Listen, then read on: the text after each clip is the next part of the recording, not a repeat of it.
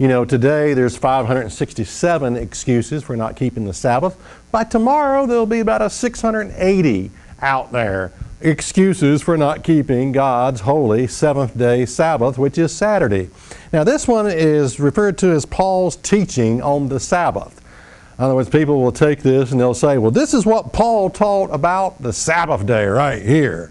And he was referring to it as weak and beggarly and no good at all. Well, let's take a look at Galatians 4 and verse 9. It says, but now after that you have, Paul is talking to Gentiles here. He says, but now after you have known God, or rather are known of God, how turn ye again to the weak and beggarly elements wherein you desire to be in bondage?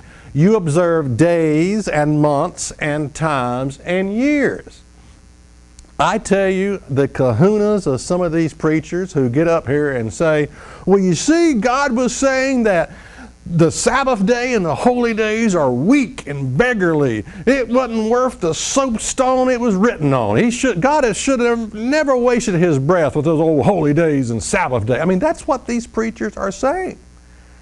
They actually refer to this scripture of these Gentiles returning to and observing days and months and times. They're trying to say that that's a reference to God's holy days and Sabbath day.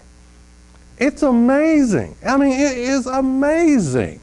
You know, these people keeping the Sabbath days and the holy days are weak and beggarly because they're trying to obey God. No, you want to be strong, don't obey God. Come up with your own belief system. Come up with your own day of worship. Come up with your own pagan holidays like Christmas. That's more godly, yeah. Right.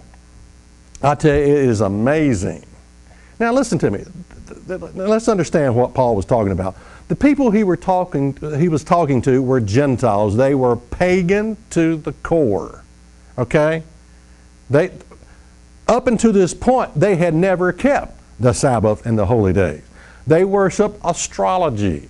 They did observe days and months and seasons. Again, this is a pagan Gentile people. And what Paul is saying is don't return back to your pagan practices where you are in bondage to your ignorance. That's what Paul is referring to. Again, they did worship astrology and days and seasons and times, and he's saying don't return back to that. Paul would have never referred to the Sabbath day as bondage. I mean, bondage is working 7 days a week. The Israelites were slaves for over 400 years. They worked 7 days a week, okay, making bricks. And God comes along and says, I'm going to give you, he reinstituted his Sabbath day. I'm going to give you a day off. You're going to go from working 7 days a week, and now I'm going to give you a Sabbath day, the seventh day of the week. And you're going to get to take a day off. None of those Israelites said, well, that's bondage for me to keep the Sabbath. It's a day off. That's bondage, man. That's bondage. I don't want no bondage, man. That's a break. You know, it's a day off. Nonsense. Nonsense.